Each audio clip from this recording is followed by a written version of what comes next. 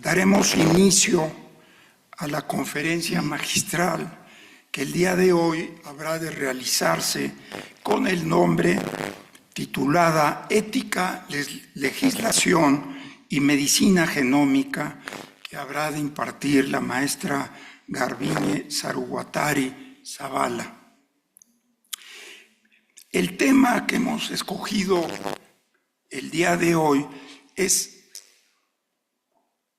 un tema que tiene gran arraigo el día de hoy en nuestra medicina, no solamente desde la perspectiva de lo que representa la medicina genómica, sino también el paso que se ha dado a la medicina de precisión, a la medicina preventiva, que en mi concepto dan justamente esa esencia de lo que nos corresponde y le da perspectiva a la medicina moderna, que para Medicasur es un gran orgullo.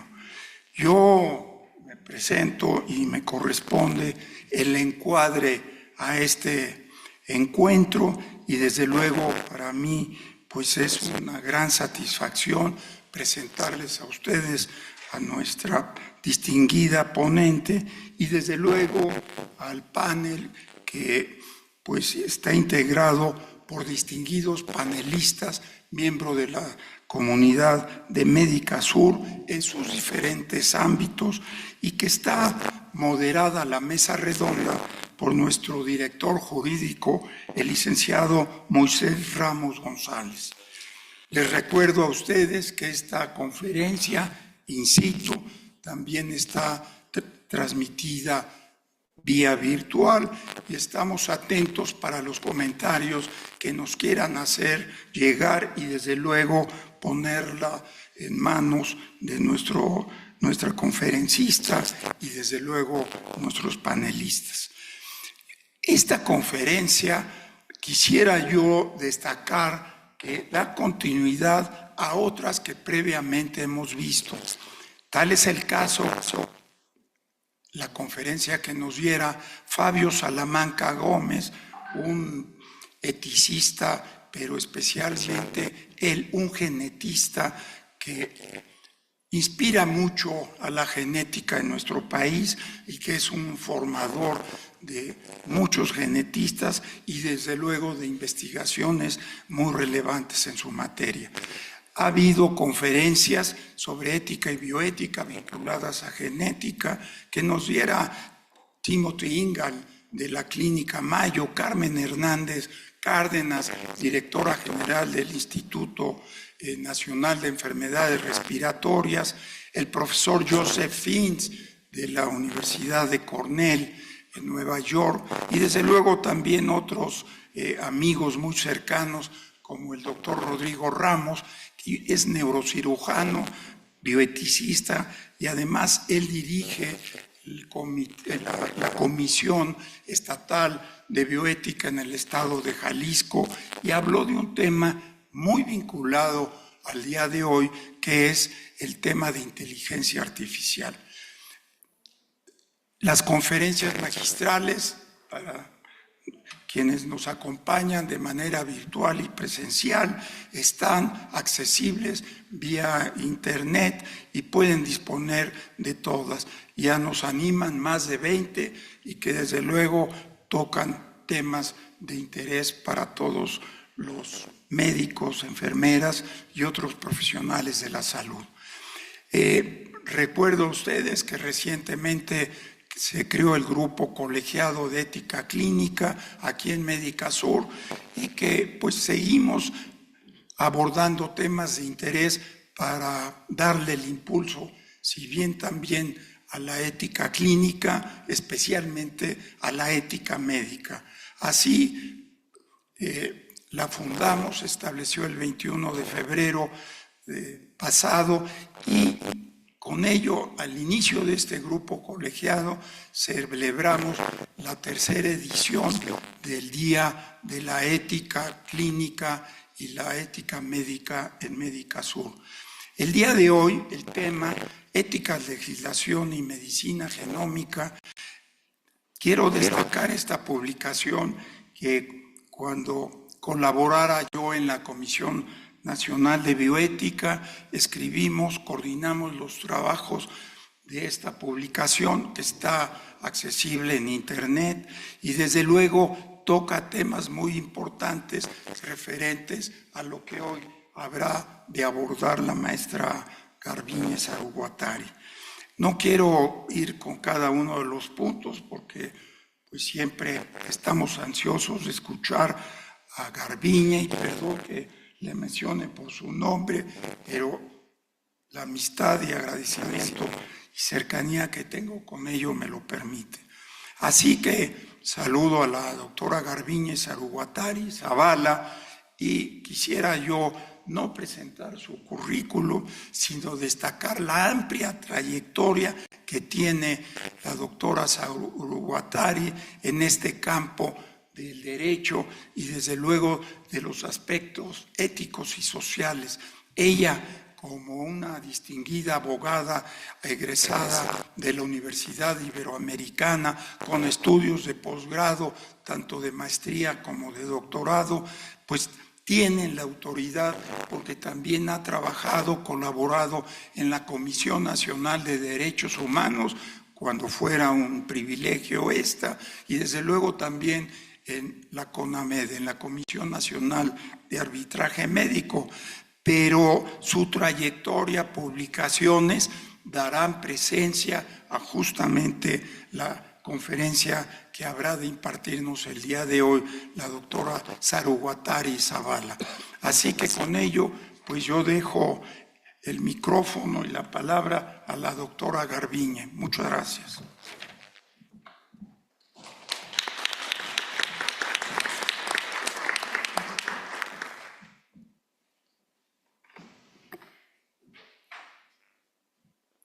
Ya me estoy adelantando las...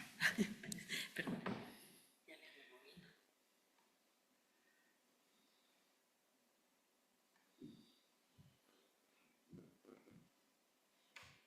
Muchas gracias.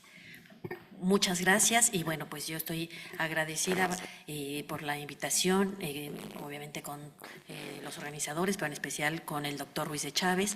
Para mí es un honor estar aquí y bueno, y sobre todo que podamos después compartir pues puntos tan importantes con respecto a la medicina genómica y que bueno, pues todos los días van a haber algunas referencias viejitas de la bibliografía porque bueno, los temas éticos han acompañado a este desarrollo del proyecto Genoma Humano desde que arrancó en 1990 y bueno, pues seguimos viendo que algunos de estos temas, bueno, siguen siendo preocupación y a esos se agregan otros nuevos que la tecnología nos va planteando, como ahorita señalaba el doctor, con respecto a la inteligencia artificial, ¿no? Entonces, bueno, doy inicio con esta línea del tiempo en la que, bueno, pues como les decía, desde que arrancó el proyecto Genoma Humano, que tenía la misión de mapear el genoma, secuenciarlo y bueno, con eso tratar de encontrar, bueno, pues cuáles son las características que conforman a los seres humanos y cuáles son pues los determinados genes que al estar mutados pues generan alguna enfermedad.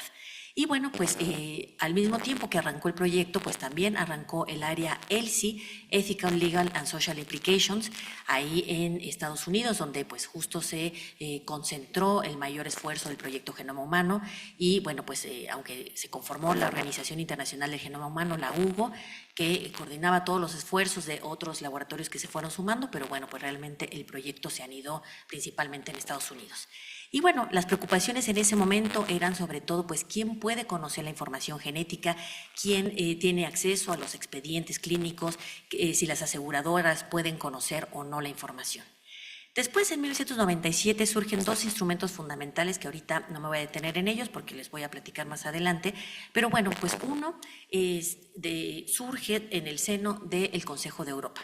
El Consejo de Europa es el organismo encargado de velar por los derechos humanos en Europa, a diferencia de la Unión Europea, que ve pues los temas económicos, de colaboración fronteriza, aranceles, etcétera. Justo el Consejo es el mecanismo especializado que se conformó después de la Segunda Guerra Mundial en temas de derechos humanos. Entonces, dentro del Consejo de Europa, pues está la Corte Europea de Derechos Humanos y bueno, pues el Consejo de Ministros tiene la facultad de ir emitiendo una serie de documentos y entre estos documentos, pues se fomentó la firma del Convenio sobre Derechos Humanos y Biomedicina que les voy a platicar. Y bueno, por otro lado, la UNESCO proclamó la Declaración Universal sobre el Genoma Humano y los Derechos Humanos en ese mismo año, en el 97. Para el 98, la Asamblea General de Naciones Unidas proclamó el tema del genoma humano como un tema central de la Asamblea.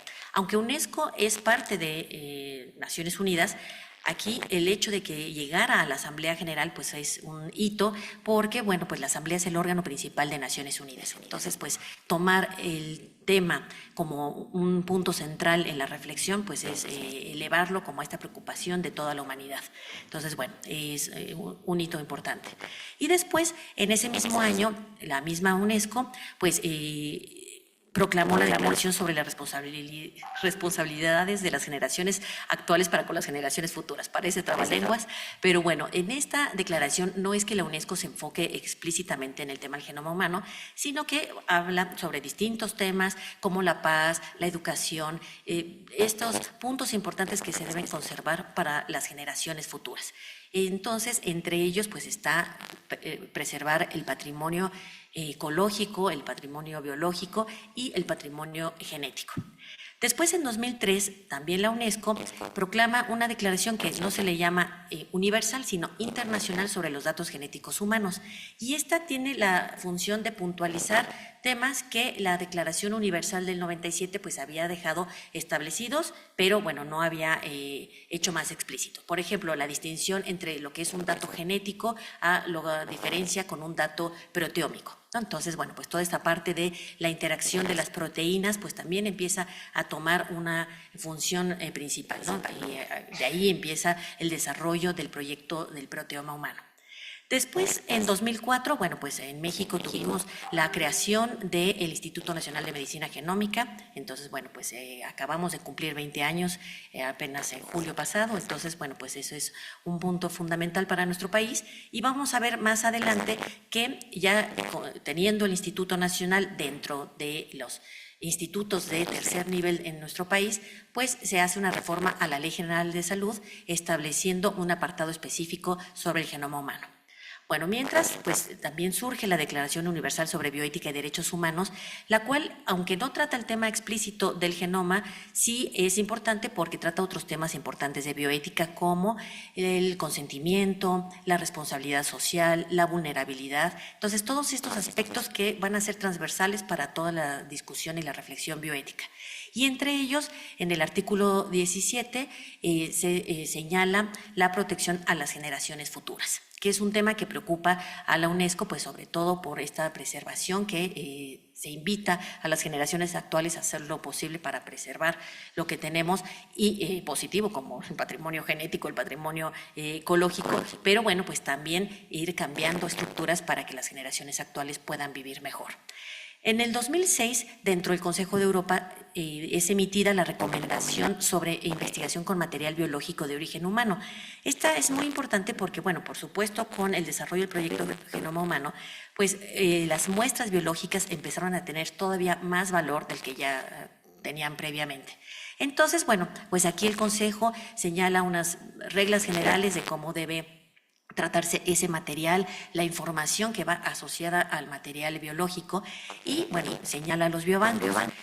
Después tuvo una actualización en 2016 y ahí hubo ciertos cambios, por ejemplo, ya no se hace tanto énfasis en el tema de los biobancos. En 2008 surge dentro del mismo convenio de Oviedo, este convenio sobre derechos humanos del 97, el protocolo adicional.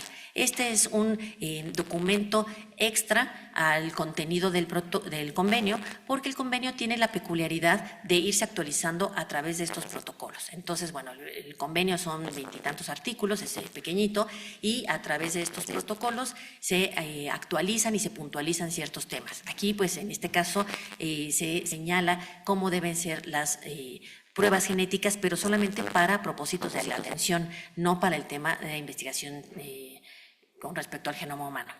Y aunque esta no es algo internacional, es un referente la ley de Genetic Non-Discrimination Act, esta ley para evitar la discriminación en Estados Unidos, es importante y vamos a ver más adelante un referente de por qué va surgiendo este tipo de normas en las que se prohíbe que las aseguradoras y que los patrones en los trabajos conozcan la información genética de los asegurados por un lado o de los trabajadores por el otro. Después también el mismo Consejo de Europa emite la guía para los miembros de los comités de ética en investigación que, aunque no se establece algo específico para el genoma, sí tiene la gran virtud de señalar, bueno, cómo debemos trabajar los integrantes de los comités. Pero además, pues justo este papel le da un papel primordial, al igual que la UNESCO, bueno, todas estas instituciones le dan un papel primordial a los comités de ética en investigación y a los comités de bioética hospitalaria. Después, bueno, lo que ya les comentaba de la Ley General de Salud, que vamos a platicar más adelante, en el 2015 ambas instancias, tanto la UNESCO como el Consejo de Europa, emiten un informe sobre, la UNESCO es una actualización de la reflexión del genoma humano. No es que sea una modificación a la declaración del 97, pero sí van actualizando ciertos temas. Y la declaración sobre tecnologías de edición del genoma humano, esta sí es explícita sobre un tema que es la edición y justo ¿por qué surge en 2015? Bueno, porque ya en el 2011 Jennifer Doudna y Charpentier ya habían propuesto la tecnología de CRISPR-Cas para poder editar el genoma. Después, en el 2012, ellas ganan el Premio Princesa de Asturias. Después, en el 2013, Feng Zhang, que es un investigador muy connotado del Instituto de Tecnología de Massachusetts, también utiliza la técnica de CRISPR-Cas y por eso es que luego hay una, pues habrán visto las noticias que había un pleito entre quién tenía la patente, ¿no? Si Jennifer Doudna y Charpentier por la Universidad de Berkeley o Feng Zhang por el MIT de Massachusetts. Entonces, bueno, pues esto fue por el uso que cada uno hizo y sobre todo porque Feng Zhang ya lo empezó a usar para específicamente mamíferos, ¿no? Para ratones. Entonces, bueno, pues ahí ya se dio un salto de utilizar la técnica pues en protozoarios o en otro tipo de organismos a llevarlo a los mamíferos. Y entonces en 2015 justo se organiza la Cumbre Internacional de Edición del Genoma Humano porque después de Feng Zhang, que como ya les dije estaba en Estados Unidos, en China un grupo utiliza la técnica de CRISPR para poderla tratar de modificar la mutación que causa la beta-talasemia. Entonces, ante ese caso, pues fue un shock en el mundo porque como ya se había utilizado de ratones, había saltado a ya ser utilizado en embriones humanos, que aunque fueran inviables, pues de todas formas pues fue una conmoción. Por eso se organizó esta cumbre internacional organizada por Estados Unidos y por la Academia de Ciencias de China. Entonces, a partir de aquí ha habido otras 2 cumbres internacionales sobre edición del genoma humano, pero bueno, por eso 2015 es el año que hasta la revista Science declaró como el año fundamental para esta tecnología, o declaró a CRISPR como la tecnología fundamental de ese año. Y después, en 2016, la Asociación Médica Mundial proclama la Declaración de Taipei sobre consideraciones éticas que tienen que ver tanto con biobancos como con bases de datos, ¿no? Entonces, esto es fundamental porque aunque no se tenga conformado un biobanco con las reglas explícitas y la gobernanza que requiere un biobanco, pero sí están todas estas bases de datos que pues muchas instituciones, hospitales tenemos, ¿no?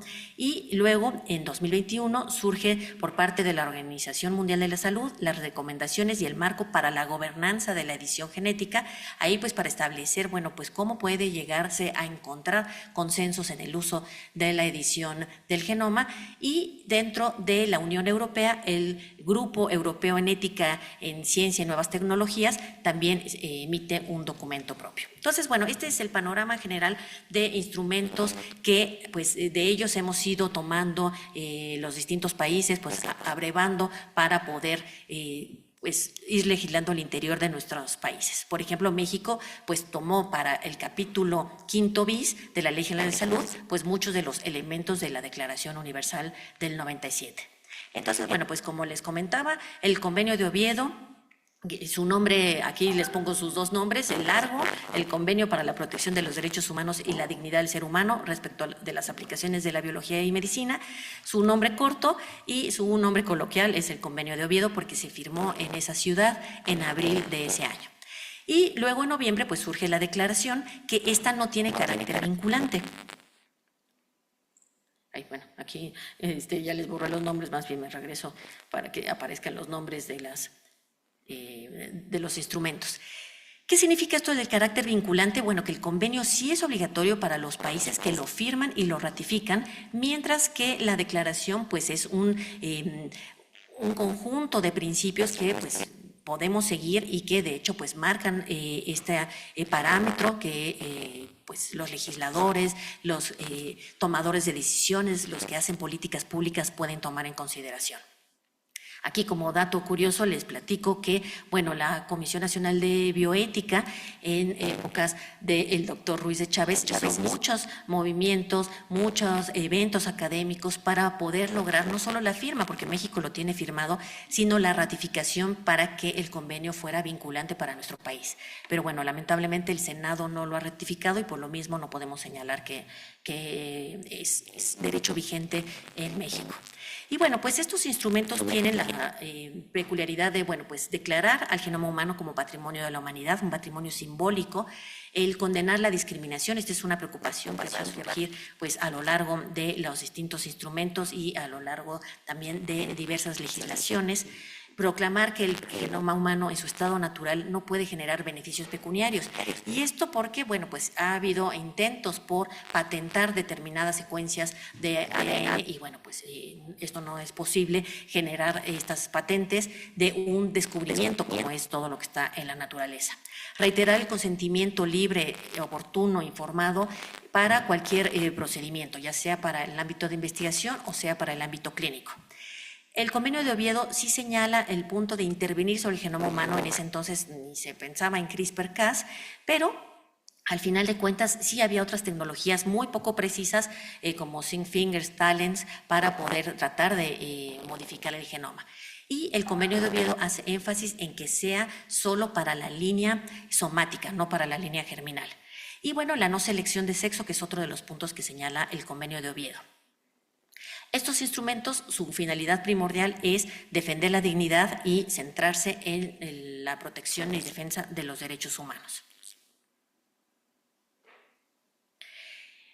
Uno de los puntos que, bueno, pues ya obviamente la Declaración Universal del Genoma Humano dio la pauta para que se estableciera el respeto a la dignidad de la persona humana, pero la Declaración Internacional sobre los Datos Genéticos Humanos hace énfasis en el tema de la identidad y señala que el ser humano pues va más allá de sus rasgos genéticos. Esto es importante porque pues lamentablemente pues durante el desarrollo del proyecto Genoma Humano pues hubo personas que pensaron, bueno, pues ya lo que nos tocó en la lotería genética es nuestro destino. Entonces, bueno, pues para justo ir en contra del determinismo genético, del reduccionismo, de pensar que el ser humano solamente son estas características biológicas, por eso la UNESCO hace énfasis en la identidad, en que el ser humano pues es un ser complejo en el que influyen factores educativos, ambientales, personales, afectivos, sociales, espirituales, culturales. Entonces, por eso pues va más allá de su información biológica. Claro, aquí los determinantes sociales de la salud que ha señalado la Organización Mundial de la Salud, pues sí, señalan que el núcleo duro del ser humano, pues sí, son los factores genéticos que le dan sus características fenotípicas, que le dan pues el sexo biológico, pero bueno, alrededor de este núcleo duro va a haber otros núcleos importantes como el estilo de vida del individuo, las redes sociales y comunitarias, toda esta parte de, por ejemplo, hay estudios donde se sabe que un paciente tiene mejor apego al tratamiento si tiene una red de apoyo, el ambiente en el que esté, si está pues cerca de una fuente contaminante con agentes químicos, físicos, radiológicos. Entonces, bueno, todas estas condiciones van a ir moldeando y van a ser estas condiciones socioeconómicas, culturales y medioambientales las que realmente determinen cómo es la salud de las personas, no solamente los factores genéticos.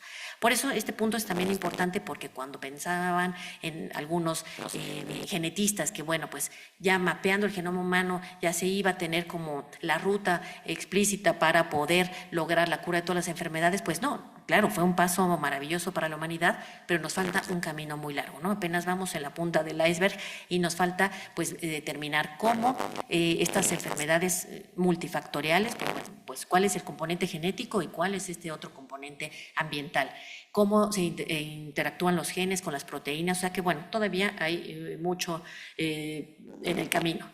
Bueno, y también la declaración de los datos, pues por supuesto se enfoca en la importancia de la información genética. Entonces se señala que la información es singular o hay singularidad porque nos da las predisposiciones genéticas de los individuos, que bueno, que son predisposiciones, no necesariamente van a aparecer los síntomas de la enfermedad, pero bueno, pues ahí es importante ese componente. Claro, es importante, como les señalaba, porque es parte de ese núcleo duro del ser humano como un ser biológico, pero tampoco puede ser el que determine qué tipo de atención debe recibir o hacia dónde debe encaminar su plan de vida, etcétera. Y esto se los marco por precisamente este caso que los traigo para la reflexión. Este se dio en los años 60, 70, cuando a la población afroamericana en Estados Unidos se les pedía no se les pedía, más bien, se les obligaba a que se hicieran el examen de detección de la anemia falciforme, porque, bueno, pues se sabe que tienen una mayor prevalencia de esta enfermedad. Pero bueno, como era obligatorio, pues por supuesto mucha gente fue discriminada de sus trabajos, no podían obtener una licencia de matrimonio, no podían o tener un trabajo dentro del ejército, de la Fuerza Aérea. Entonces, bueno, pues en los años 70 esta situación empezó a cambiar debido a que surgió la Ley de Control de la Anemia Falciforme, en la que se señaló en 1972 que el tamiz tenía que ser voluntario y no obligatorio. ¿Por qué? Porque justo esta discriminación se estaba dando no solo para los portadores, no solo para las personas que ya tenían los síntomas, sino también incluso para los portadores, ¿no? Entonces, bueno, pues esta situación era totalmente inequitativa y por eso es que de ahí empezaron a hacerse pues distintos movimientos en distintos estados de Estados Unidos para lograr que se prohibieran estos análisis obligatorios. Y este es el antecedente de la ley Gina que ya les mencionaba, ¿no? Y sobre todo, bueno, pues empezó con la anemia falciforme, pero también fueron tratándose o ampliándose otras enfermedades que no debían pasar por este tamiz obligatorio, como Tay-Sachs, por ejemplo.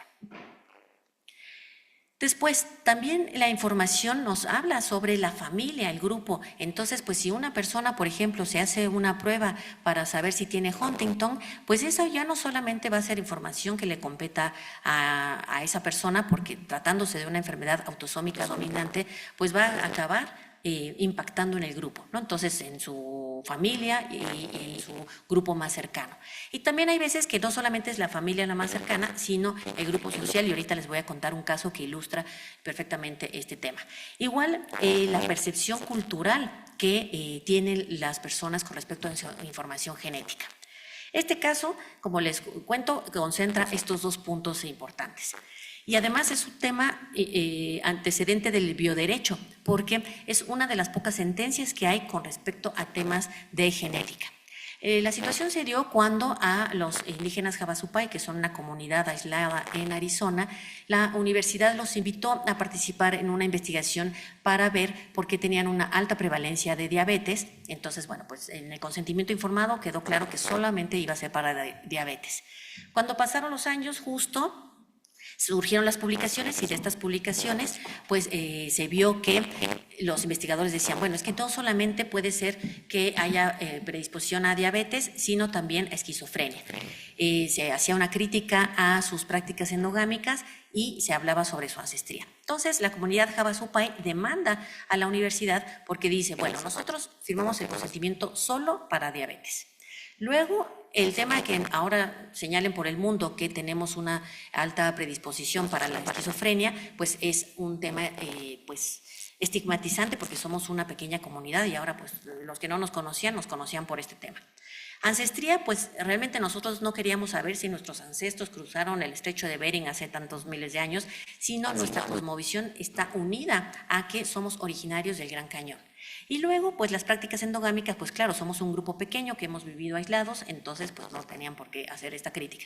Entonces, bueno, ganan la demanda y bueno, pues la universidad se compromete al pago de daños, a una disculpa formal, a trabajar más cercanamente a la comunidad. Este punto es bien importante porque cuando, por ejemplo, en la Declaración de Helsinki se señala los beneficios a futuro, pues ¿qué significan estos beneficios a futuro, ¿no? Entonces, por ejemplo, cuando los investigadores van, toman muestras, pues ¿qué pasa con esas comunidades que se quedan con una problemática como esta, con la diabetes?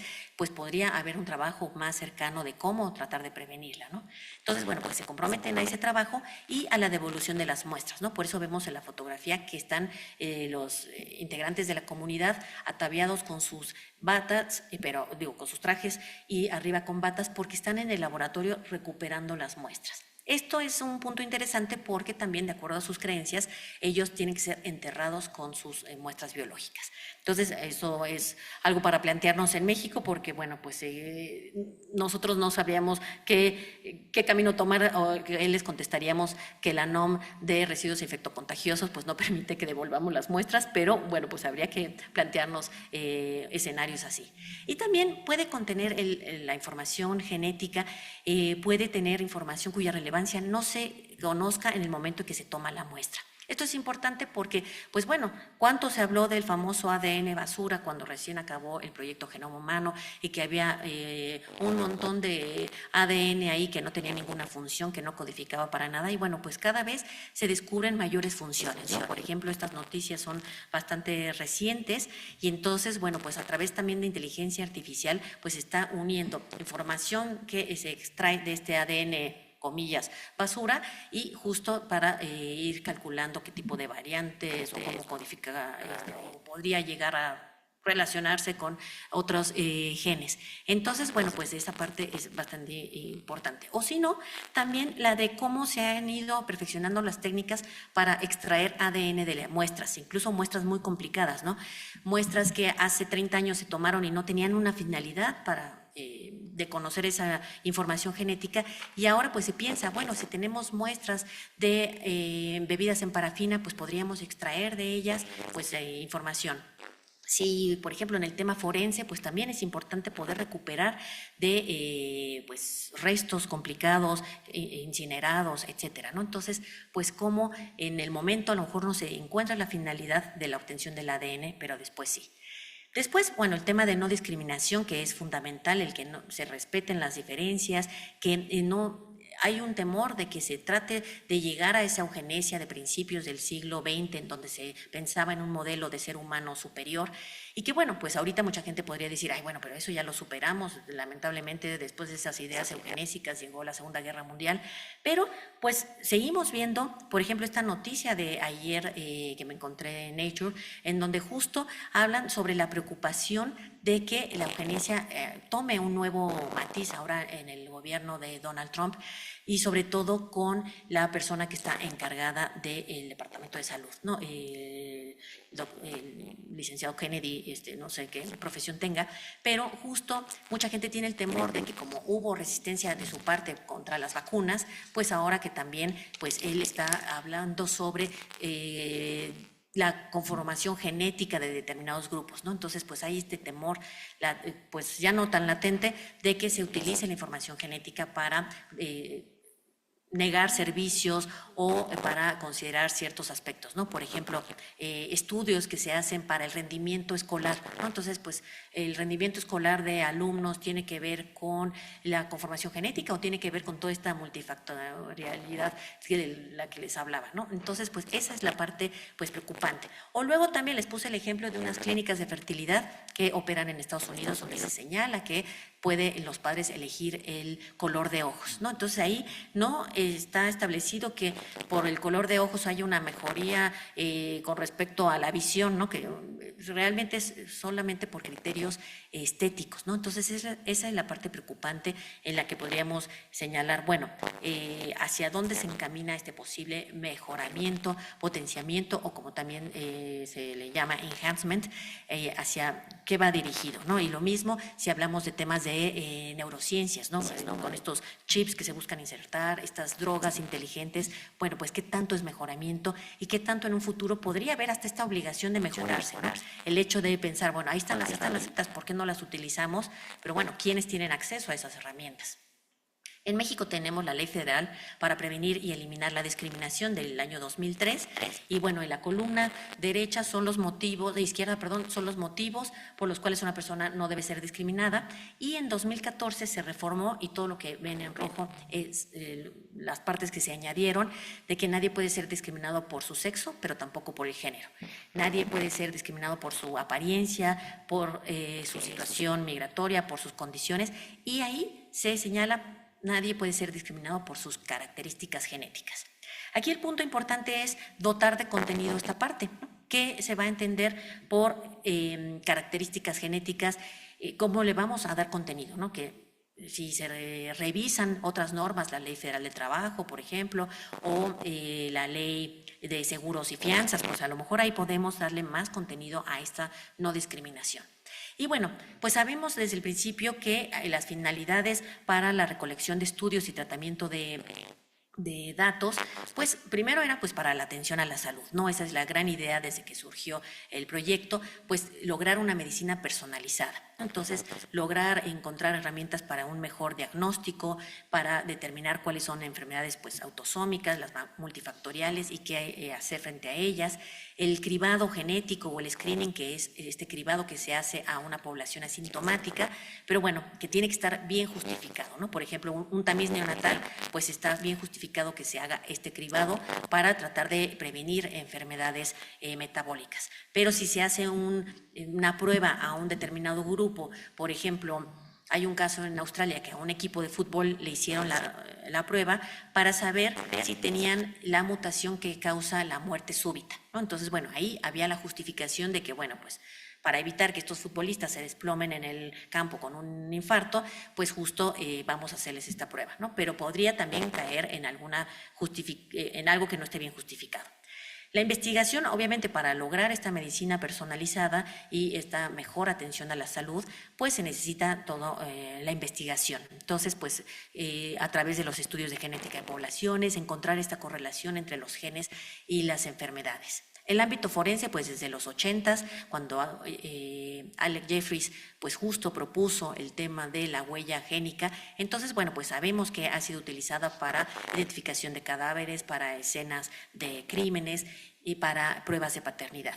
Y el ámbito comercial, con estas pruebas de ancestría, pruebas de rendimiento, por ejemplo, deportivo, de nutrigenómica, desarrollo de apps, pues bueno, ha ido creciendo exponencialmente. Entonces, bueno, pues esta diapositiva solamente la puse porque realmente concentra esto que les he estado contando, de que, bueno, pues las pruebas pues sirven para diagnosticar enfermedades, para predecir también qué tan grave puede llegar a ser una enfermedad, para descubrir factores genéticos que aumenten el riesgo de la enfermedad, determinar enfermedades que pueden ser tratables en recién nacidos, no sé, por ejemplo, esto que les platiqué del tamiz neonatal. Entonces, bueno, pues para eso es la gran utilidad de las pruebas genéticas.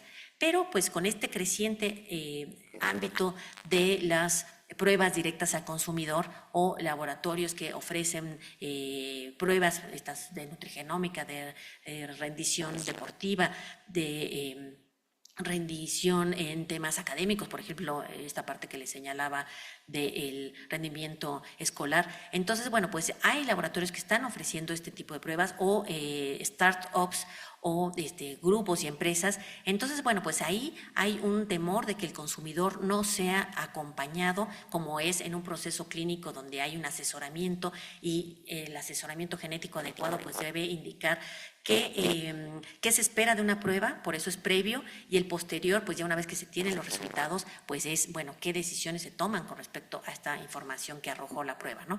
Mientras que aquí, pues cada quien, como sucede en estas grandes empresas que hemos oído, por ejemplo, mucho hemos oído actualmente en las noticias de 23andMe, porque está en bancarrota, pero una de esta magna empresa está en bancarrota no porque la información genética no sea valiosísima, sino porque hace un año y medio fue hackeada, ¿no? Entonces, pues gran parte de su información fue dada a conocer en Internet. Entonces, bueno, pues estas compañías ofrecen muchas veces pues estudios genéticos que están basados en estudios de otras poblaciones, ¿no? Entonces, no hacen el traslado adecuado de la información o la traducción adecuada hacia las poblaciones específicas, ¿no? Entonces, de hecho, ahorita les voy a mostrar esta tabla en donde, pues, por ejemplo, se ve que gran parte de los estudios del registro o el catálogo de GWAS, de los estudios de genoma amplio, justo los europeos son los que mayor representatividad tienen, ¿no? Entonces, regresándome a esto, pues si se consume una prueba en la que a lo mejor no está bien sustentado la conformación de determinada población porque está basado en asiáticos, en europeos, pues realmente, pues, ¿cómo va a ir variando esos resultados que le entreguen al consumidor o al usuario de servicios de salud? Luego, pues muchas veces las empresas interpretan los datos, guardan esos datos, a veces no son transparentes con respecto a esa información, o luego pues pueden padecer algún tipo de situación como la que le pasó a 23, donde fueron hackeados. Las empresas pues también aprovechan muchas veces a vender productos colaterales con esta información genética, ¿no? Si incluso hasta Spotify ofrecía una lista customizada con respecto a la información genética de la persona, ¿no?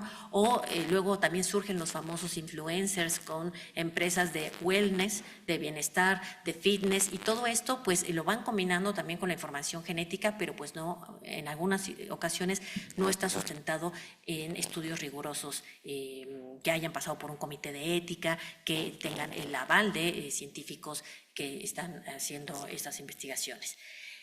Como pasa a veces con los biohackers, ¿no? Que pues a veces son de otras áreas, de otras ramas y saben biología, por supuesto, pero no necesariamente son los acreditados para poder dar estos resultados. Aquí, bueno, esta diapositiva se las vuelvo a enseñar porque, bueno, pues vemos que hay esta brecha en la diversidad con respecto a la información con la que contamos. Ya con esto me voy perfilando hacia los últimos minutos. Entonces, bueno, pues también de aquí, de estas pruebas genéticas, de esta información que surge, pues también nos podemos plantear la preocupación de, bueno, hay hallazgos pertinentes de cada prueba, ¿no? En cualquier situación, así sea una radiología, ¿no? Pues hay una radiografía, perdón. Un hallazgo pertinente, pues si yo creo que me rompí el dedo y se ve el hueso roto, pues ese es el hallazgo. Pero un imprevisto o incidental es un hallazgo que no se está buscando y que aparece, ¿no? Entonces, bueno, pues imagínense en un estudio de genoma completo o de exoma completo, pues lo que aparece que uno ni siquiera se lo había pensado. Y estos hallazgos secundarios que son hallazgos no fortuitos, sino hallazgos que se van buscando para profundizar, ¿no? Porque tienen que ver con la enfermedad primaria, ¿no? A lo mejor si justo se hizo una prueba para saber sobre si yo tengo alguna predisposición a cáncer de mama, pero bueno, ahí podría aparecer algún tipo de dato que diera hacia otro tipo de cáncer, ¿no? Entonces se puede buscar estos hallazgos secundarios, ¿no? Entonces ahí empieza el dilema de qué se le comunica al paciente.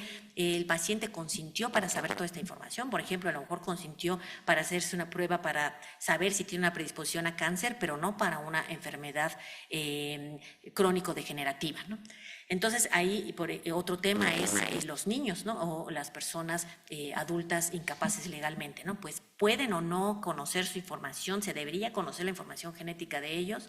Bueno, voy rápido porque justo voy apuntando estos temas de reflexión porque pues con cada uno podríamos darnos aquí un día completo.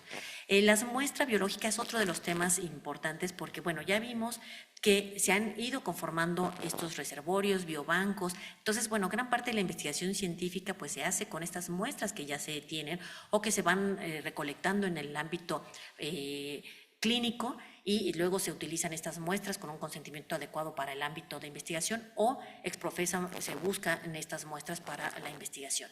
Entonces, bueno, por un lado está la dimensión biológica que es sumamente importante, pues cómo se trata, dónde se resguarda, con qué medidas, etcétera, ¿no? Bueno, si hubo un adecuado consentimiento. Pero están los datos asociados a esa muestra, a ese material biológico, que pueden ser los datos personales. La muestra 43583 está unida a tal persona, y los datos personales sensibles, que son ya no solamente la forma de identificar a alguien, ¿no? Como los datos personales pues son el CURP, el RFC, este tipo de datos que nos hacen identificables, pero los datos sensibles son los que están unidos a la esfera íntima de la persona, ¿no? A sus características genéticas, a su estado de salud, a sus creencias. Entonces, por eso es que también hay un riesgo cuando se maneja la información y las muestras biológicas, ¿no? Mucha gente, luego vemos en los consentimientos que señalan, bueno, el riesgo es que le salga un moretón en el lugar donde se tomó la muestra con una jeringa. No, el riesgo es qué pasa con esta información, cómo se resguarda, quién la resguarda, con qué medidas, si puede ser hackeada, si no, etcétera. Entonces, ¿quién puede tener acceso a ese expediente de investigación? O si es un expediente clínico, ¿quién puede tener acceso a él? Y luego los datos genómicos, ¿no? Todos estos datos que arroja el secuenciador, que bueno, pues justo de ahí es que se pueden analizar con herramientas bioinformáticas, todo este tema del Big Data, toda esta cuestión, por ejemplo, ahora con la inteligencia artificial que va a dilucidar mucho de lo que se ha encontrado, y además, pues con el aprendizaje de máquina, pues también poder ir entrenando a las máquinas para, bueno, pues a ver cómo vamos a ir organizando esta información, estas variantes que se van reportando como variantes patogénicas. Y luego, bueno, pues está todo el tema de, esto nada más se los pongo como la reflexión de casos que se han dado en donde sí han hackeado hospitales, expedientes clínicos, y bueno, el caso que ya les conté de 23, ¿no? Entonces, pues es un tema, aunque tecnológico, pero pues también tiene un impacto ético y un impacto legal. Y el último punto de, pues también de preocupación, pues es la edición genética, ¿no? Aquí, bueno, pues me voy a concentrar así como muy rápido solamente en los cuadritos, pero cada tema, les digo, da para mucha discusión. Si se hace en células somáticas, bueno, pues todavía no se conocen los riesgos y efectos secundarios de hacer la edición, digo, eso se sigue investigando, por eso se está investigando con las células somáticas. Pero, bueno, ¿qué pasa si se modifican las células germinales o el embrión de preimplantación? Entonces, bueno, o ya un embrión modificado se implanta. Entonces, bueno, pues aquí empezamos desde el tema filosófico jurídico del estatuto del embrión, qué o quién es el embrión. Entonces ya desde ahí tenemos un problema ético, jurídico, filosófico. Los cambios que se hagan a esas células germinales o al embrión pues van a ser irreversibles y van a ser heredados a las siguientes generaciones. Por eso aquí siempre se plantea el tema del principio de precaución. ¿En quién se puede hacer esta edición genética? En los sujetos adultos capaces que determinen que ellos sí pueden afrontar esos riesgos de la modificación, o en sujetos con incapacidad legal, ¿no? Niños o adultos con esta incapacidad legal. Entonces está el tema de consentimiento, la discriminación, la vulnerabilidad, la seguridad e integridad de la información. Entonces, bueno, pues ahí tenemos con cada punto algo para quitarnos el sueño o para ir construyendo pues distintas formas de abordarlo, ¿no? Enfermedades monogénicas, pues muchos dicen, claro, este es el camino natural para poder ir experimentando sobre las técnicas de edición genética. Y las enfermedades multifactoriales que pues muchos señalan, bueno, pues es que no hay una reparación factible para este tipo de enfermedades porque pues sí está el componente genético, pero pues está todo el entorno. Y bueno, pues la regulación sanitaria es amplia en nuestro país. Todo surge del artículo 4 constitucional que señala el derecho a la protección de la salud, de ahí la Ley General de Salud de 1984, y bueno, van surgiendo los distintos reglamentos, pero pues les puse ahí con letras grandes los años, porque vemos que son reglamentos de los 80s. Digo que sí, justo han conformado este derecho sanitario, pero que bueno, pues siempre es necesario ir revisando, actualizando y sobre todo con estos temas que ya los tenemos aquí, ¿no? Justo la medicina genómica, la inteligencia artificial, etcétera. Uno de nuestros reglamentos, pues que más vemos en los temas de medicina genómica, pues sería el reglamento en materia de investigación para la salud, sobre todo por los protocolos de investigación, ¿no? Pero pues en él no se señala absolutamente nada sobre la medicina genómica, ¿no? Es importante por el tema del consentimiento informado, por los grupos en situación de vulnerabilidad, pero bueno, pues una revisión que pudiera ampliar hacia el tema de la medicina de precisión, de la genómica, sería muy interesante. Están las normas oficiales mexicanas, por supuesto, que también pues señalan criterios técnicos, pero que pues requieren ser revisadas constantemente para poder ir abordando distintas problemáticas, ¿no? Por ejemplo, la NOM 012, que señala los criterios de los proyectos de investigación, la NOM 004, el expediente clínico, que bueno, pues ahí también plantearnos estas pruebas genéticas que se hacen en el ámbito clínico, pues van integradas en el expediente clínico. Entonces, bueno, pues ahí también cómo se resguarda esa información.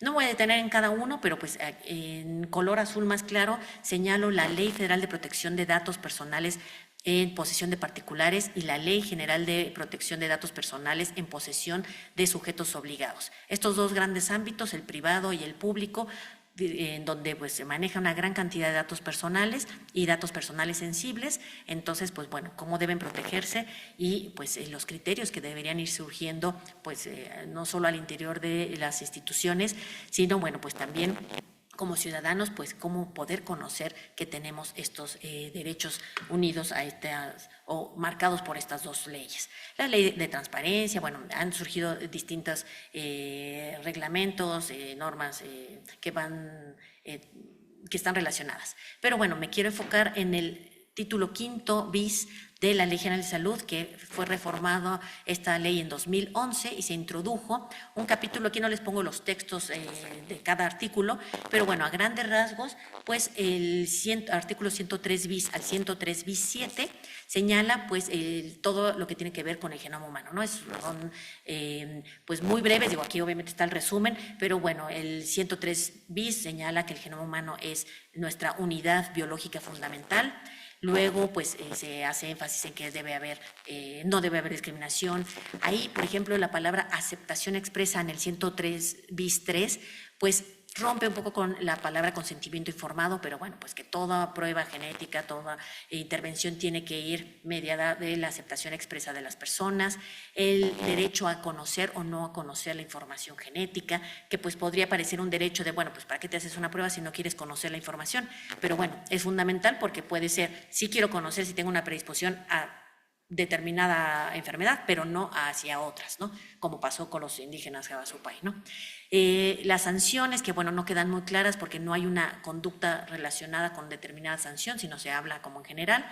Y bueno, ahí, aunque esto no es materia de esa reforma del 2011, el 317 bis y 317 bis 1 señala la función de la Secretaría de Salud para autorizar la exportación de material que contenga ADN solo para estudios de genómica de poblaciones. Entonces, bueno, esta es lo que, si han escuchado la palabra, la ley de soberanía genética, son solamente estos dos artículos. No es que haya una ley exprofesa para la soberanía, sino se intentaba en el 2008, cuando se introdujo estos dos artículos, que hubiera un control para que no hubiera piratería de otros países que llegaran y se llevaran nuestra información genética.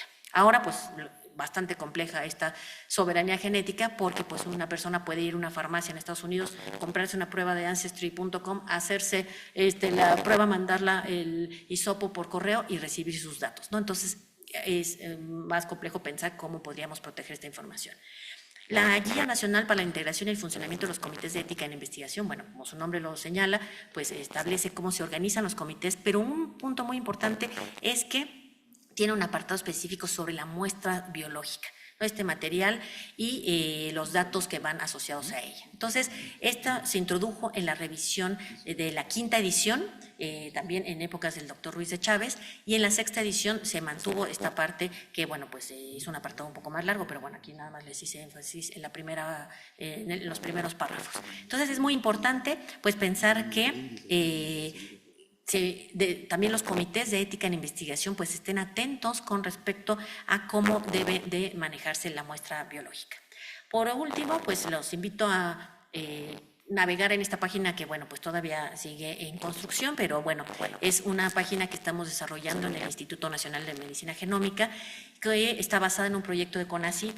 Bueno, más bien pedimos financiamiento a CONACYT y justo nuestra idea es sistematizar la búsqueda de normas que tengan que ver con las muestras biológicas y con los órganos, ¿no? Porque, bueno, si nos metemos a la página de la Cámara de Diputados, pues podemos encontrar la Ley General de Salud, luego nos vamos al apartado de reglamentos y encontramos los reglamentos, pero en esta página lo que pretendemos es señalar órgano por órgano y, por ejemplo, qué artículos de la Ley General de Salud están enfocados a regular el corazón, cuáles hablan sobre la sangre y qué otras normativas, no solamente la Ley General de Salud, sino sus reglamentos y sus normas. Entonces, bueno, se los puedo ya compartir porque ya está público, entonces por eso me permito invitarlos y ojalá pues que sea de utilidad. Y bueno, pues los retos. Para los comités, aquí les señalo a todos los comités que señala la legislación sanitaria, comités de ética en investigación, de bioseguridad, de trasplantes. De acuerdo a la institución en la que estemos, habrá esa cantidad de comités. Pero los retos para los comités de ética en investigación, pues es precisamente estar atentos de todos estos avances científicos, y cuando llegan los protocolos de investigación, pues cómo poderlos revisar de una mejor manera, que se incluyan estos temas, que se protejan a los participantes, que siempre se centren en los derechos humanos de los participantes. Y también, bueno, pues estos retos de las 3 dimensiones de la muestra que ya les comentaba, pues la regulación de bancos, colecciones, biobancos, pues cómo podemos mejorarla, no solo una gestión tecnológica, sino desde la parte ética y legal podemos apuntalar para que haya una mejor organización de este tipo de reservorios. Los datos, pues siempre estar atentos de la importancia del consentimiento, de que existe una mayor protección, la revisión, los derechos ARCO, bueno, ahorita lo recojo. Ay, muchas gracias. Aquí yo tirando cosas, y los datos genómicos, como pues también fortalecer el expediente clínico, el clínico electrónico, Big Data, inteligencia artificial, todos estos retos que nos plantea la tecnología, pues bueno, cómo poderlos, sí, no tener miedo de la tecnología, pero pues siempre que se tenga como principal horizonte el respeto de los derechos humanos. Pues muchas gracias por su atención.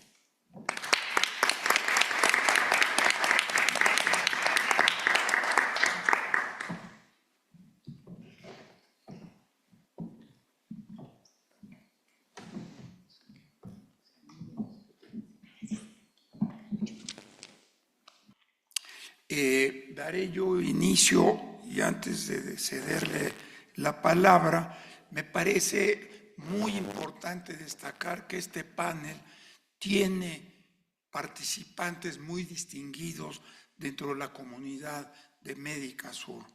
Desde luego podemos mencionar al doctor Simón Pereira, jefe de ginecobstetricia y ginecología, a la doctora Giota Panopoulos, que es directora de la Fundación Clínica Médica Sur, y que en el bagaje de las actividades, entre otras, tiene el Comité de Ética en Investigación y desde luego otras perspectivas de la temática que abordó la doctora Sarugwatari.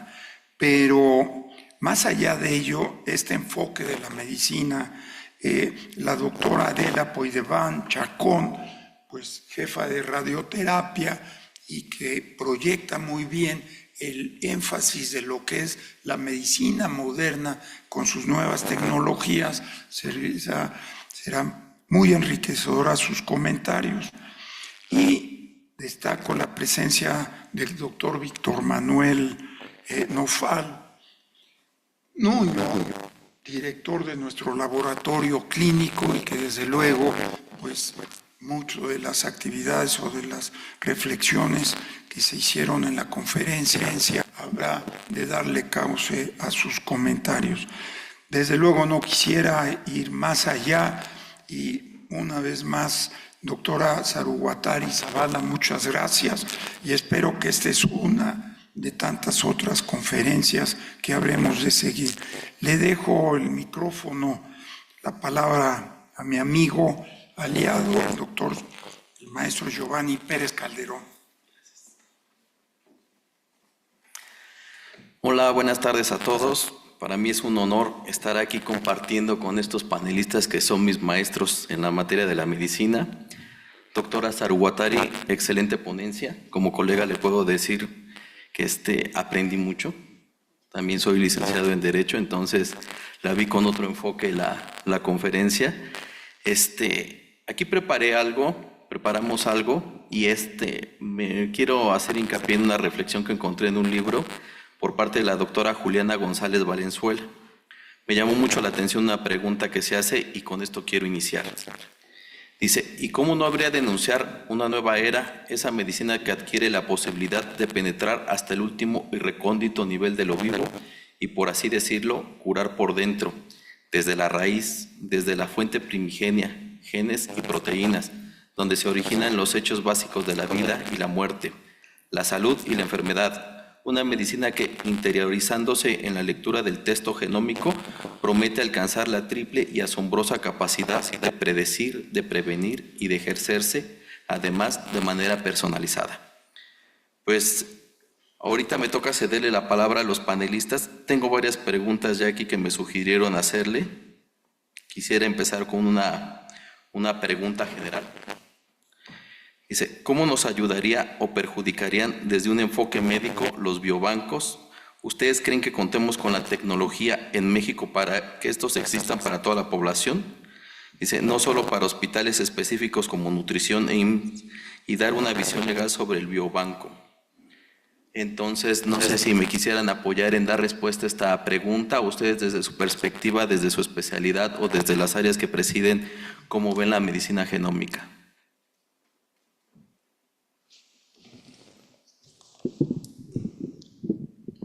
Buenas tardes, muchas gracias. Afortunadamente, en mis tiempos en que trabajé en el Instituto de Cancerología, el doctor Abelardo Meneses, que después fue el director, quiso hacer un banco de tejidos que ahora se llamaría Biobanco. Y una de las cosas que lo hizo que no despegara su proyecto al momento que él quería es justamente que no existe una regulación para eso. Es muy difícil que a una persona se le diga, préstame un pedazo de ti para que yo lo estudie en todas las amplias ramas que se puede estudiar. Y como no existe una parte ética y legislada completamente, yo creo que todavía en México no estoy segura que existan muy regulados y que toda la gente tenga acceso o quién tiene acceso a ellos. Perfecto, muchas gracias. Asimismo, pues, desde el... Doctor Simón, por favor.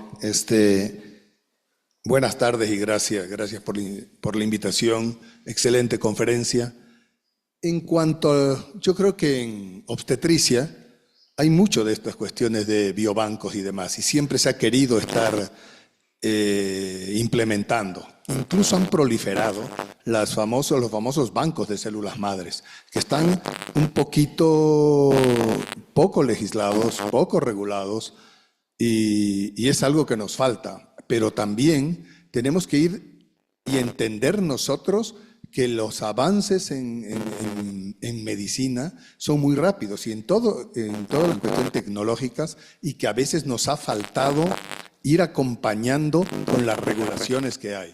Yo sí creo que hay en México de estos biobancos, y hay incluso privados, que faltaría un poco más de regulación en cuanto a qué se hace con eso y quiénes los preservan y cómo los preservan y qué seguridad hay de esos datos y qué seguridad hay de poderlos después utilizar y cómo utilizarlos. Muchas gracias, doctora Yota. Gracias. Igual, mil gracias por la invitación y me encantó su presentación, doctora. También yo lo que quisiera hacer hincapié es en la parte de investigación. Hoy en día lo que vemos tenemos investigadores que recolectan material biológico y alta de infraestructura, pues ese material se manda al extranjero. Es a través de colaboraciones internacionales que siempre están bienvenidas, pero uno quisiera pensar que ese tipo de investigación, teniendo las instituciones necesarias, puede llevarse a cabo aquí en México.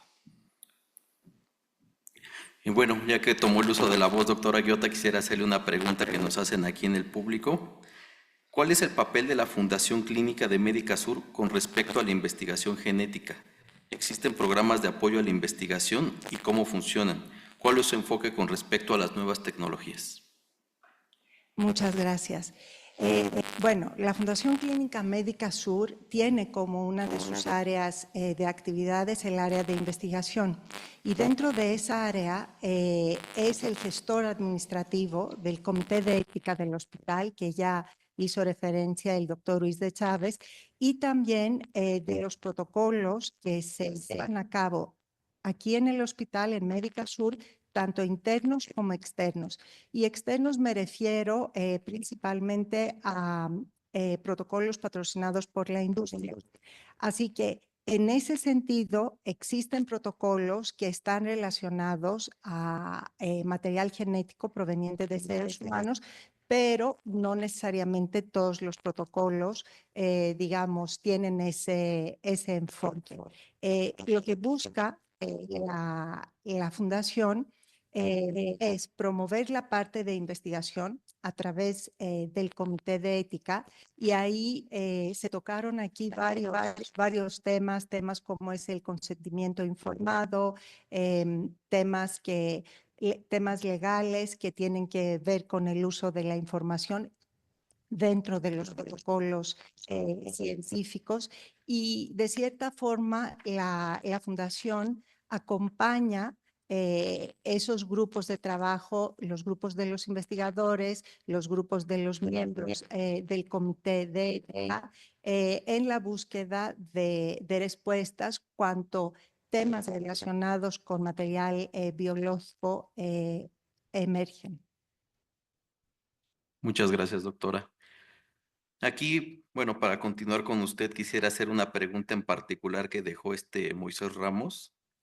Dice, ¿cómo podemos hacer que la medicina genómica sea más asequible a grupos y población vulnerable?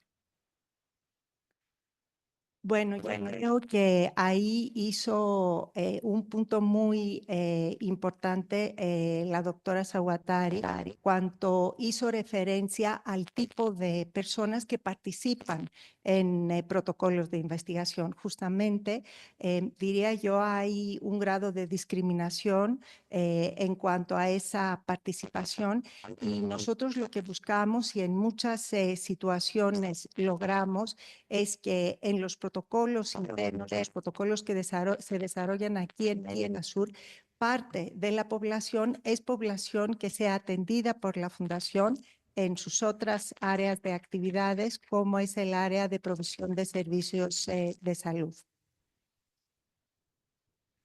Muchas gracias, doctora. Doctor Nofal, otra pregunta que tenemos. Dice, ¿qué nos podría decir acerca de las pruebas tales como un tamiz neonatal y cómo funciona un consentimiento informado, el manejo de resultados inciertos y las posibles implicaciones legales para los resultados? Bueno, la pregunta es muy interesante. La legislación mexicana tiene como obligatorio, por supuesto, la aplicación del tamiz metabólico neonatal, pero no es obligatorio que sea una cantidad de pruebas fuera de lo que la misma ley dispone. Aquí en Médica Sur hacemos un tamiz metabólico neonatal ampliado, y tengo entendido que muchas instituciones gubernamentales también lo aplican. Y en cuanto a, ¿me puede volver a repetir lo que dice? Porque es un poquito amplia la pregunta. Claro que sí. Bueno, lo del tamiz neonatal ya nos lo comentó y dice cómo funciona un consentimiento informado, el manejo de resultados inciertos y las posibles implicaciones legales para los resultados. Bueno, resultados inciertos. Lo primero que hay que cuidar es la calidad de la muestra. Una de las cosas principales que el laboratorio tiene que asegurar es que la muestra que se va a estudiar sea adecuada, ¿no? Entonces, eso ya de alguna manera está asegurando que por lo menos la parte de la muestra, de la integridad de la muestra, está, pues es lo que hace que la muestra sea apta para análisis, ¿no? De ahí empezamos. Después, de los métodos que se utilizan para las mediciones que se van a hacer, que tienen que ser métodos validados o métodos no tocados, se tienen que usar controles de calidad. Entonces, si todo esto lo tiene el laboratorio, tendrá la capacidad de poder garantizar un resultado confiable.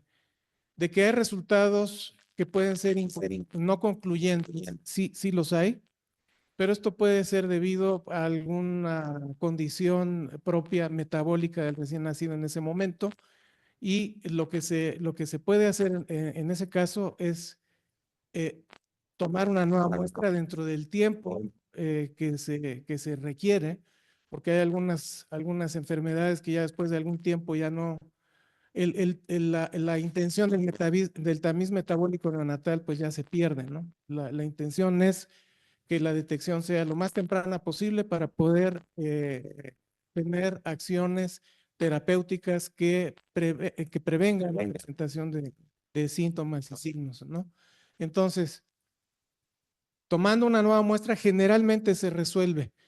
Y eso pues es más o menos frecuente, por ejemplo, con la determinación de acilcarnitinas o de biotinidasa, por ejemplo. Son cosas específicas en donde con cierta frecuencia vemos que el resultado inicial puede ser no concluyente, pero en una segunda ocasión resulta, pues ya que se puede dar un resultado y generalmente sale negativo o normal. Muchas gracias. La genómica ha revolucionado los laboratorios clínicos, permitiendo un diagnóstico más preciso, tratamientos personalizados y un mejor conocimiento de la enfermedad. La genómica ha facilitado la identificación de marcadores genéticos, la detección temprana de enfermedades y la selección de terapias más efectivas. De acuerdo a su vasta experiencia en el laboratorio y en específico de nuestro laboratorio de Médica Sur, ¿cuál ha sido el mayor avance o significativo para la ayuda en el diagnóstico del paciente gracias a la genómica? Bueno, es difícil, pero yo creo que uno que es verdaderamente un parteaguas es la asociación de la translocación 922, o sea, de la se me fue ahorita el nombre específico, pero de la fusión del gen BCR-ABL en leucemia mielógena crónica. Porque con esto, con ese descubrimiento, se pudo implementar la medicina de precisión, ¿no? La administración de medicamentos inhibidores de la tirosina quinasa, que ahora es posible el tratamiento contra la leucemia mieloide crónica. Qué cosa, bueno, durante el tiempo que yo era residente, pues ni pensarlo, y que pues esto de ahí en adelante es el ejemplo de cómo la identificación de ciertos rearreglos, fusiones génicas, mutaciones, han hecho posible el tratamiento dirigido. Medicamentos que van dirigidos precisamente a atacar pues esas anomalías. Perfecto. Doctora Poitevin, ¿la genética influye significativamente en la radioterapia al determinar la sensibilidad o resistencia de las células cancerosas a la radiación, lo que permite personalizar los tratamientos? La genómica, al analizar el ADN completo del tumor, proporciona información crucial para predecir la respuesta del paciente a la radioterapia y ajustar el plan de tratamiento en consecuencia. Doctora, ¿qué aplicaciones tiene la medicina genómica en radioterapia? Muchísimas gracias por la pregunta. En realidad ahorita estamos esperando, ya hay muchos, por ejemplo, Radio Sensitivity Index, pero no es todavía para radioterapia el que se esté usando universalmente. No tenemos una cosa que nos diga exactamente cómo va a reaccionar el paciente. Y eso no es algo, dijéramos, bueno a veces, porque hay pacientes muy radiosensibles, por ejemplo, los que tienen el defecto de la ATM, de la ataxia telangiectasia, que no tienen posibilidad de recuperación a los daños de la radioterapia. Y entonces estos pacientes tienen efectos secundarios bastante graves que a veces pueden llevar a cirugías mucho más amplias de lo que era inicialmente el tratamiento. Pero esto más bien todavía no lo tenemos precisamente clasificado. Lo que sí se sabe es la oncología médica, que tienen todas las terapias blanco, por ejemplo, para el cáncer de pulmón, que antes cualquier persona oía cáncer de pulmón, se muere en 3 años, y ahora dices cáncer de pulmón y vive 20 y muy bien, porque justamente es la medicina personalizada. Se encuentra la molécula que está dañada y a esa molécula es a la que se dirige el tratamiento. Muchas gracias, doctora. Bien. Gracias. Doctor Simón, ¿Cuáles podrían ser las principales implicaciones éticas y legales derivadas de la aplicación de la genética neonatal para la detección temprana de enfermedades genéticas en bebés? No, bueno, como dijo la doctora, hablar en embriones, comenzar desde embriones, aquí podríamos estarnos discutiendo si el embrión le pertenece a la mujer o no, si es ya un ente individual, con individualidad, y dependiendo, o por supuesto que la cuestión genética ha revolucionado como todo en la medicina, pero nosotros mucho más. Nos hemos metido hasta redefinir muchos conceptos que teníamos ya muy arraigados básicamente en la obstetricia. No voy a hablar de la ginecología, donde nos metemos con marcadores de mama, de tumores de ovarios y diferentes cosas para dar manejos específicos de cada quien. En cuanto a lo genético, pues tenemos hoy desde diagnóstico preimplantación en la fertilización asistida y que va a pasar por disminuir algunos problemas genéticos importantes o la famosa pasando por la eugenesia. Incluso, ¿por qué? Porque estamos seleccionando nosotros los preembriones para incluso la fertilización y la implantación de los mismos. Pero hablando en la cuestión clínica ya, también es un gran avance en que nosotros podamos llegar a un diagnóstico desde el punto de vista genético en un embrión tan pequeño como 10 semanas, o sea, desde la última regla a 8 semanas de gestación, sin invadir, solamente en sangre materna, lo cual también nos ha abierto una posibilidad inmensa en cuanto a diagnóstico, seguimiento, manejo, y no solamente manejo médico, sino también manejo integral, manejo emocional, manejo familiar, manejo social de nuestras pacientes. Yo sí creo que sin ser reduccionista y decir que la genética es todo, sí es un gran avance dentro de la medicina, pero también no hay que olvidar que tenemos muchos otros factores, desde la epigenética, lo familiar, hasta las cuestiones éticas, religiosas y morales de la paciente. Muchas gracias, doctor. Algo que estuvimos platicando mucho como hoy, el día de ayer que estuvimos preparando esto, es acerca de las aseguradoras, acerca del impacto que tienen diversos países que conocen estos temas, cómo en Estados Unidos existe más protección para estos temas de mama, para la cobertura, para todas estas capacidades que tienen ellos, y cómo aquí en México pues prácticamente todavía no se apunta tanto a la genética. Tan es así que va más avanzado a nivel mundial como en muchas de las ocasiones, y aquí no, tanto regulación como aseguradoras, como es muy difícil que lleguen a querer cubrir pruebas porque no se consideran necesarias, siendo que en otros países es de vital importancia. Aquí en Medicasur, ¿qué implicaciones tienen las muestras genéticas y la cobertura con aseguradoras en las diversas áreas que ustedes manejan? ¿Cómo han visto un cambio de 10 años a la fecha o no han visto algún cambio en las coberturas?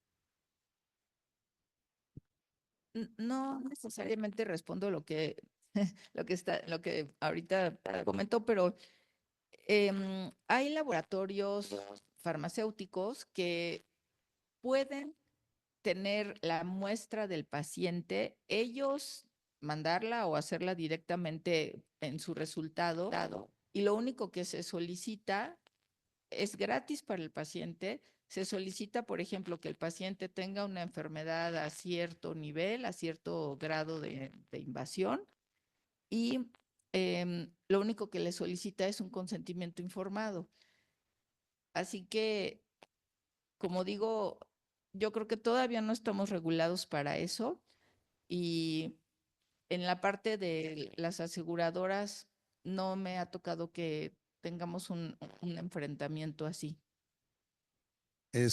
Nada más para complementar, hay Sí. cuestiones en ginecología y sobre todo en gineco-oncología que algunas aseguradoras sí cubren ciertos diagnósticos genéticos, pero por ejemplo en cuestiones obstétricas no cubren absolutamente nada, ninguna de ellas. Ok. Nosotros en la Fundación y en general en los protocolos clínicos obviamente no vemos ese tema con aseguradoras, pero un poco oyendo mis colegas, lo que creo que uno puede deducir es que ese vacío o cierto vacío que existe, las empresas farmacéuticas o otros actores del sector buscan cubrirlo de otras formas, ¿no? Y bueno, lo que quisiéramos obviamente es que eso evolucione y los paquetes de las aseguradoras llegan a cubrir todos esos tests genéticos que son necesarios para eventualmente garantizar un buen tratamiento para los pacientes. Muchas gracias. Hablando de oncología, hay muchas pruebas que sí son cubiertas, son pruebas de laboratorio que son cubiertas por las aseguradoras, pero hay otras que no. Y hablando de evolución, eh, tal como va evolucionando la manera de ir interpretando los hallazgos en las pruebas genéticas, también tendría que ir evolucionando el análisis y la aceptación de ciertas pruebas que ahora son mejores que antes, algunas, y que no son cubiertas por las aseguradoras. Entonces, eh, creo que es una tarea de las aseguradoras también analizar qué pruebas ahora son mejores que las que se tienen o se tenían, pues para poder ser cubiertas en beneficio del paciente. Otro de los temas que tenía ayer, querían tomar uso de la voz. Otro de los temas que ayer salieron a relucir mientras veíamos este tema es acerca de la genética y la religión. Esa separación en decir, sabes que no te puedes meter en terrenos de Dios, en cosas que ya vienen de la naturaleza. Aquí ustedes como médicos en su práctica, con los pacientes, con esas ideas que tienen muy arraigadas de la religión, ¿han tenido algún problema en decir, sabes que es necesaria esta muestra, esta toma, este análisis, y han encontrado ese escepticismo o esa negatividad por parte de los pacientes?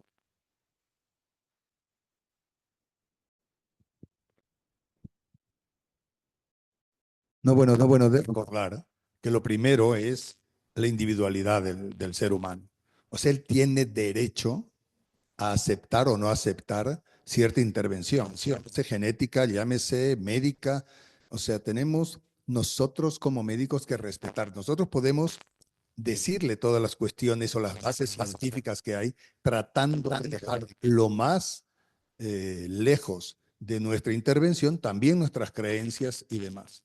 Así como podíamos discutir la objeción de conciencia que puede haber del médico, también, o sea, no tenemos que olvidarnos nosotros que desde el punto de vista ético, nuestra primera misión, podría decir así, o nuestro primer objetivo es respetar la individualidad de ese ser humano.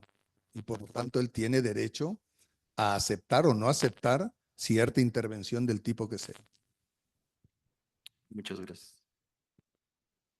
Y también yo creo que eso recalca aún más la importancia de consentimiento informado, ¿no? Y por qué no se trata ya de un papel que lo firmamos en automático, pero más bien que debe ser un texto que el paciente tenga la capacidad de entender, su médico o el investigador principal que lo acompaña se lo puede explicar y comunicar de tal forma para que ese tipo de situaciones no lleguen a ocurrir. Gracias.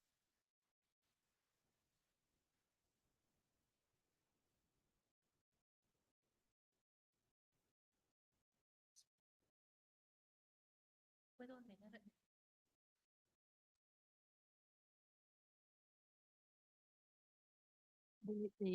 Yo nada más quiero agregar el tema de los biobancos que bien señalaban ustedes de que no hay regulación.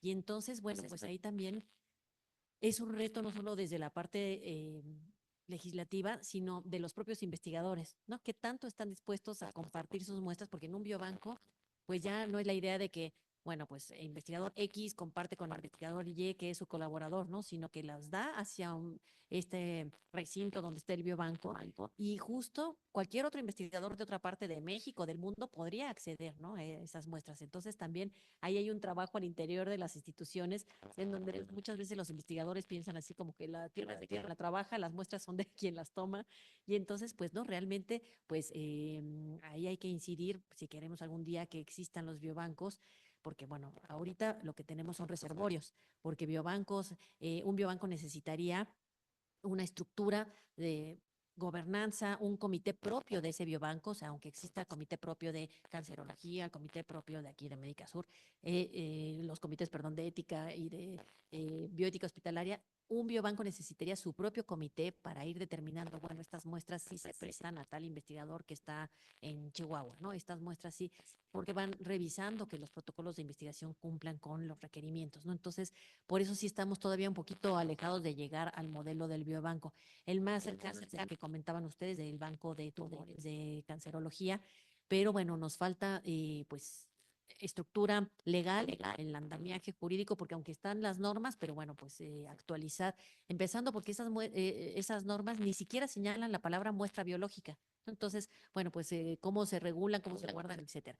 Y luego nos falta el andamiaje tecnológico y el acceso y el mantenimiento del biobanco, ¿no? Porque también es un reto cómo se logra, por eso la pregunta que la persona hacía, no sé si fue del público, de que si justo es accesible para la población, bueno, pues empezando por si las instituciones pueden tener un mecanismo de sustentabilidad para mantener ese biobanco, ¿no? Entonces, sí son varios puntos importantes, pero bueno, nada más quería como complementar lo que ustedes muy bien señalaron.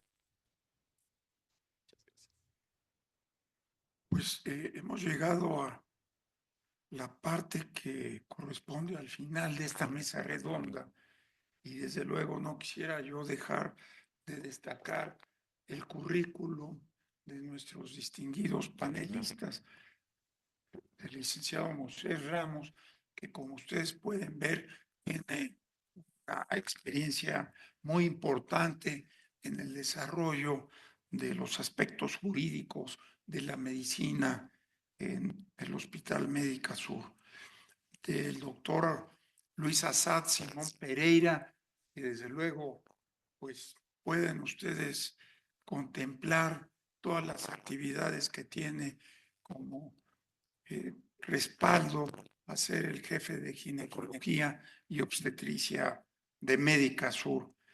La licenciada, la maestra Giota Panópulo, también, pues directora de la Fundación Clínica, pues con una gran experiencia en la perspectiva de la medicina y en el desarrollo de instituciones, como es el caso de la Fundación Clínica Médica Sur.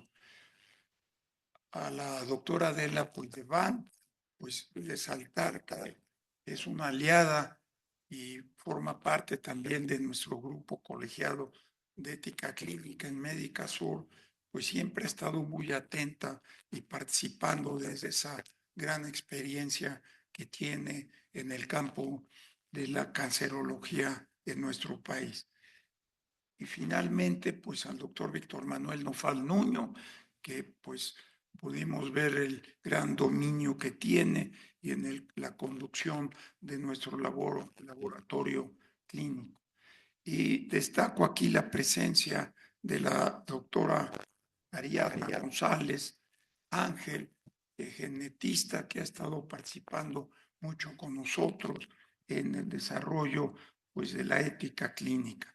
Y con ello, pues agradecerles a todas ustedes la participación el día de hoy en este gran encuentro y particularmente una vez más al maestro Giovanni Pérez Calderón por la magnífica conducción y pudimos ver que hicieron su tarea los de la Dirección Jurídica de Médica Sur con esas preguntas que creo que le dieron realce al foro del día de hoy. Doctora Garbiñe Saruguatari, muchas gracias y Esperemos que nos vuelva a acompañar en otra ocasión en Médica Sur. Muchas gracias.